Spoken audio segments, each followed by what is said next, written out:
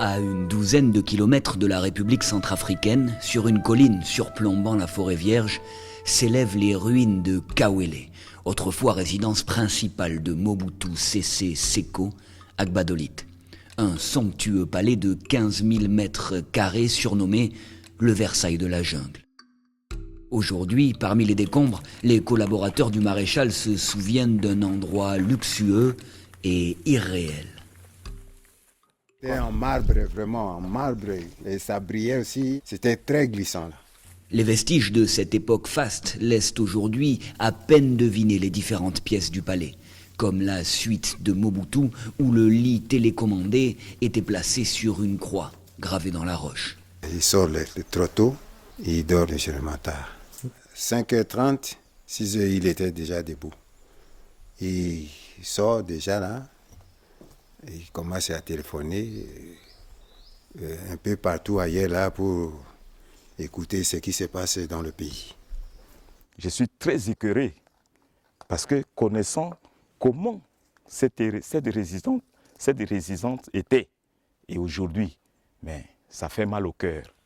C'était un palais somptueux, digne d'un très grand chef de l'État, de ce grand Zaïre à l'époque. Porte en acajou, mur en marbre ou encore lustre de cristal, Mobutu ne s'interdisait aucune folie et recevait ici les chefs d'État du monde entier. Baudouin était là, Chirac était venu, Mitterrand aussi était venu aussi. Ici, là, c'était la piscine, puis il y avait des jets d'eau. Mais s'il y a une fête, là, les gens se mettent tout autour pour le manger. Si c'était le soir, c'est beau à voir. Au mois de mai 1997, l'Alliance des forces démocratiques pour la libération du Congo, menée par le dissident Laurent-Désiré Kabila, prend le pouvoir et provoque la chute du léopard du Zaïre. La résidence de Kawele est alors pillée et partiellement détruite. J'étais là, il y avait déjà la fusillade. Les militaires ne tiraient pas à bout portant contre les gens. Ils tiraient pour faire les papiers, puis ils vont dans les pillages et tout ça. Bon, après, ils sont partis. Le papa maréchal était parti. C'était un pouvoir qui finissait et il était malade. Il y avait un cargo à l'aéroport qu'il avait amené à l'exil. L'aéroport de Gbadolite, fierté de Mobutu, le voyait un beau matin s'envoler pour ne jamais revenir. Aujourd'hui, la tour de contrôle est hors service et les militaires ont pris possession de la pagode chinoise, autrefois réservée aux invités de marque. Dans les années 70, au cœur du règne du léopard, cette piste de 3200 mètres de long accueillait le Concorde, sous le regard stupéfait des habitants de la ville.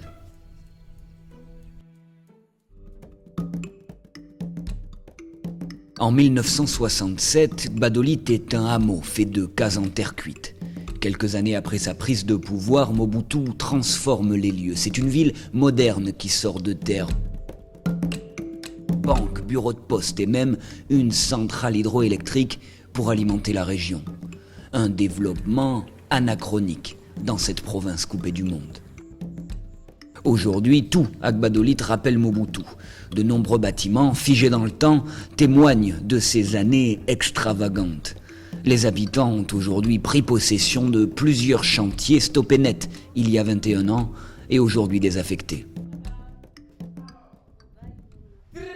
Destiné à accueillir la direction de la Régie des eaux, ce bâtiment est devenu une école où les élèves étudient dans un cadre hors du commun. Certains établissements ont échappé au pillage, comme l'hôtel de luxe Nzekele. À l'époque où Maréchal était ici, il y a eu 3 bars ici. Il y a le bar piscine qui est de l'autre côté. Ici, c'est le bar bleu. Les gens venaient de partout. Il y a même des gens qui quittaient Kinshasa. Ils venaient boire, ils venaient manger. Donc, il y a eu un engouement ici. Nous sommes présentement au bar rouge. Ici, c'est le bar qui est vraiment réputé à l'époque où le pauvre Maréchal lui-même était ici. Comme c'est un président, il ne pouvait pas rester planté longtemps. Il s'amuse pendant 15 ou 20 minutes et comme ça, il rentre. Mais l'effervescence et les nuits de fête ne sont qu'un lointain souvenir. Il n'y a plus d'électricité pour garder la bière fraîche et plus de clients pour la consommer. En 1988, Mobutu avait tenu à faire construire une usine de soda. Équipée pour produire 80 000 casiers par mois, elle avait dû se limiter à la moitié devant la faiblesse du pouvoir d'achat local. Après 9 ans de production, tout s'arrêta, mais le personnel, toujours en activité, attend patiemment l'arrivée d'un repreneur depuis 21 ans. L'usine a été créée à l'initiative du maréchal Mobutu. Il était l'actionnaire principal qui avait donné la vie à cette ville ici que vous voyez ici, Gbadolite. Il avait fait ça, donc ce n'était pas pour gagner un gain de cause comme ça. Il avait fait ça, n'est-ce pas, donc pour faciliter à ce que la population d'ici puisse aussi avoir d'emploi. Nous espérons, n'est-ce pas, donc, à une relance quelconque. Nous entendons vraiment à ce qu'il y ait quand même quelqu'un de bonne volonté. Un milliardaire comme ça qui peut s'intéresser à cela, dans l'idée d'investir, vraiment il sera le bienvenu ici chez nous. Route bitumée, eau courante, électricité, les habitants de Gbadolite ont touché du doigt les rêves de grandeur du léopard du Zaïre. Ceux qui ont profité de son règne en apparence prospère ont du mal à tourner la page. Mobutu, ce n'est pas n'importe qui. Il mérite un mausolée, il mérite un monument. D'abord enterrés dans cette chapelle, les corps des membres de la famille de Mobutu seront déplacés dans ce cimetière au moment des pillages. 2 de ses fils, mais aussi sa première femme Marie-Antoinette, qui continue d'attendre la dépouille de son mari, toujours au Maroc. Du Congo belge à la RDC d'aujourd'hui, les noms avaient changé avec chaque régime politique. Papa Maréchal, comme l'appellent les Congolais, inspire aujourd'hui une jeune génération d'artistes qui n'étaient à l'époque du Zaïre que des enfants. Il s'appelait Mobutu, et pendant quelques 32 ans, il a régné en roi.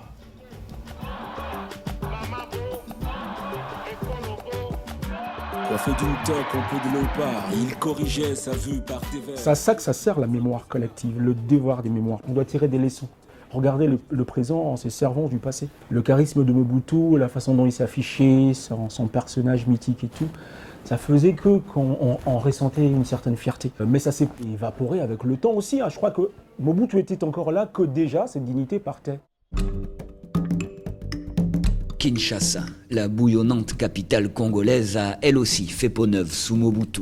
En tout cas, en apparence, jugée trop coloniale, Léopoldville la Belge devient Kinshasa, vitrine du nouveau Zaïre, Kin la Belle. Le dictateur construit alors des bâtiments à la hauteur de son royaume, l'imposant palais du peuple, siège du Parlement, mais aussi l'échangeur de Limété, cette tour de 210 mètres de haut, visible depuis toute la ville. L'historien Kambayi Boachia, ministre honoraire de l'enseignement supérieur sous Mobutu, se rend ici pour la première fois depuis les années 90. C'est une démesure extraordinaire. Mobutu, de sa façon d'être, avait un esprit de grandeur énorme. C'est un homme mystique. Il a voulu sacraliser. Sacralisant cette tour, on sacralise en même temps le Zaïre, son Zaïre. Au dernier étage, un restaurant de luxe était censé avoir vue sur la capitale, mais la construction de l'édifice n'a jamais été achevée. Le professeur Boachia se dit aujourd'hui historien des mentalités. Mobutu voulait donner aux Congolais, au cœur de l'Afrique, l'idée que vous êtes vous-même, vous ne devez plus être colonisé, vous n'êtes pas de blancs. Il a mobilisé l'ensemble des Congolais pour être distingués de tous les autres. Alors, ils doivent avoir leur tenue. Costume. Abat, nous négligeons le costume. C'est ça, abat. Abat le colonialisme. Abat ceci, abat cela, voilà. Abat Kos. Et vous voyez, ce modèle, c'est le modèle Mao. Mao Tse-tung. Ça, c'est le col Mao. Vous voyez, manche longue, et ça, Mobutu adorait. Il aimait réellement ça. Et aujourd'hui, quand vous portez ça à Kinshasa, on vous regarde, voici autant de temps après, on dit, oh, mais il est élégant ce monsieur. Ça, c'était Mobutiste. Vous voyez, c'est excellent ça. Mais derrière la façade reluisante, Mobutu entraîne le pays vers sa perte. L'authenticité ne vaut que pour le peuple. Lui, souverain absolu, achète, mange et vit européen. Il regarde le peuple de haut et s'éloigne de la réalité. À Kinshasa comme ailleurs, les voix dissidentes sont méthodiquement éteintes, les opposants torturés et assassinés. En 1966, 8 mois après son accession au pouvoir, Mobutu ordonne la pendaison dans ce stade de 4 hommes politiques soi-disant coupables de complot contre le pays. Le peuple est prévenu. Durant son règne, les manifestations seront régulièrement réprimées, parfois dans le sang. Arrivé à ce niveau-ci, il a donné l'ordre de tirer à bout portant. Un ami à nous qui s'appelait Mwamba, qui était la première victime. Dès qu'il est tombé, on s'est rendu compte que les choses devenaient graves. Alors, nous sommes dispersés et encouragés par cette dispersion, les militaires ont continué à tirer vraiment en désordre et il y a eu 17 morts sur place. Les étudiants manifestaient contre la suppression d'un repas au restaurant universitaire, symbole d'un Zaïre qui devait se serrer la ceinture. Il a été bon quand il a pris le pouvoir. À partir de 69 jusqu'à quand il est parti, vraiment c'était la catastrophe. Comme il sentait qu'on ne voulait plus de lui, il faisait n'importe quoi. Aujourd'hui, dans un pays sans repère, au cœur d'une crise politique, certains se revendiquent de Mobutu. Dans la première maison du maréchal à Kinshasa, l'Union des démocrates mobutistes veut raviver la flamme. Le père de la démocratie, c'est le maréchal Mobutu. 1990, c'est lui qui avait démocratisé le pays en laissant libre cours à un pluralisme politique. Ici, Mobutu est partout. Sa toque en léopard apparaît sur chaque photo de la belle époque. Leaders politiques et religieux venaient alors du monde entier pour rencontrer le léopard. Mobutu savait les charmer. Il a longtemps inspiré confiance avant de franchir la ligne rouge. La loi d'intérêt obligeant, on a commencé à le relâcher. Nous, comme peuple, nous avons senti qu'il avait été abandonné par ceux-là même qui lui comptaient parmi ses amis pendant qu'il était dans les moments très difficiles, la maladie et puis la santé. Considéré comme l'un des plus impitoyables dictateurs du XXe siècle, Mobutu laisse pourtant une image globalement positive en RDC. Un phénomène difficile à comprendre. Le peuple a tendance à épurer l'ancien président face au nouveau. Et quand celui qui est là va partir, le prochain qui vient va faire idéaliser, épurer celui qui était avant lui. L'élection présidentielle doit se tenir fin décembre 2018 en République démocratique du Congo. Les derniers meetings avant le scrutin sont l'occasion pour les nostalgiques de donner de la voix.